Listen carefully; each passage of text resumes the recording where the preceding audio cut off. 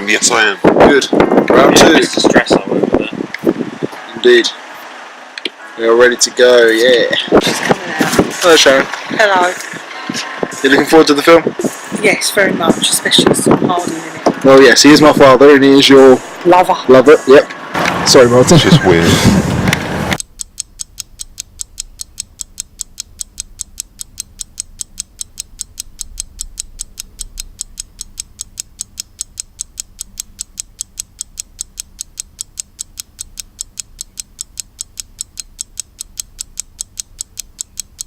Are you looking forward to the film? Do you know, after seeing Apes yesterday, I'm still pumped, full of war. So I think, Kieran, I am ready for Dunkirk. That's good. And our special guest, Scott. Oi! Hello. How are you looking forward to seeing Dunkirk today? Mate, I'm pumped to see it because it's been a long time since we've actually seen the British side of the war. Yeah. It's about time we've got something other than America is the best. Kieran, are you looking forward to the film? Yes, I am, for two reasons. One, British war film, well, to a certain extent, because it's got Tom Hardy in it, and yeah, Tom Hardy, well, he's my favourite actor and he's my dad, so, you know. Go on, Dad. I'm listening to BBC Radio 2. I don't know. Give that to Martin. You know how much to buy? Why not?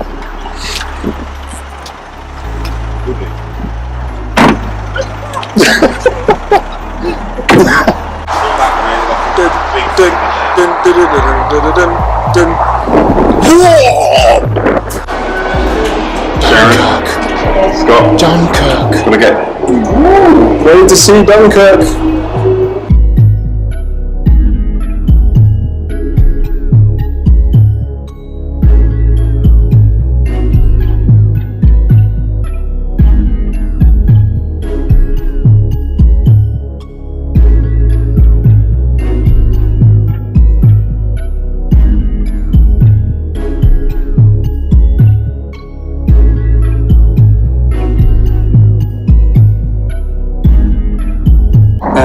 So yeah, I really enjoyed the film. I thought it was very good. I thought it was a very strong narrative. Again, like War of the Planet of the Apes, it was very strong.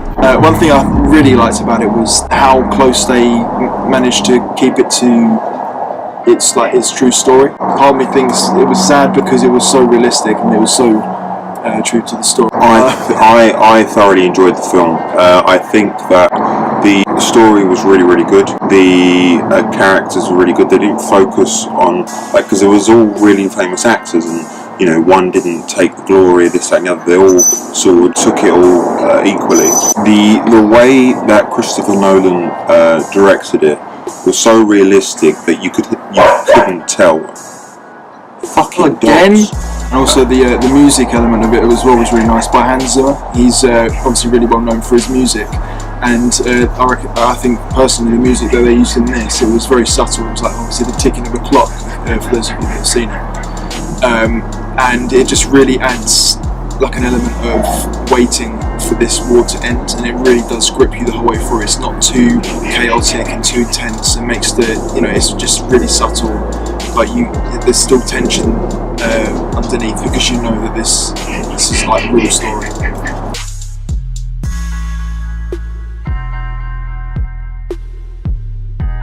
I don't think I would change much about the film.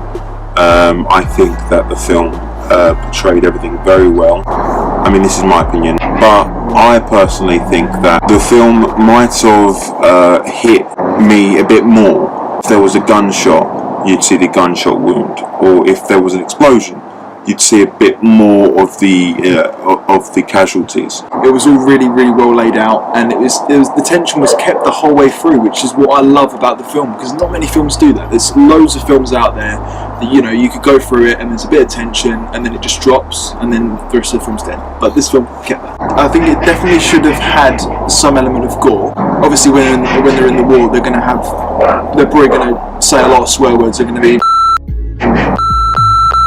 All of that. Yep. I have to bleep this.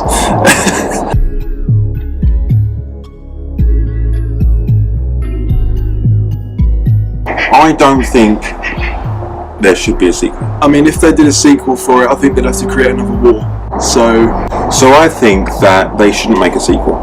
But I do think that directors should take note of Dunkirk. Not a lot of directors make war films nowadays. They're very sort of hit and miss. One of my favourites is Fury, and now Dunkirk. Children nowadays know fuck all about war, and you sort of think like you wouldn't be here if we lost that.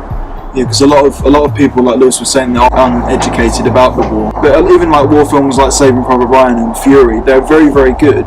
But Dunkirk had that element of these are the little details in the film kind of thing. There was always small details that made the truth about the film, and more directors need to take note of that. More actors need to take note of that. Even writers, obviously, because they're doing the pre-production work. So if they all just take note of that, incorporate some of that in their work, then I think that'll make the film more realistic and just have an entirely better narrative when making like a true story.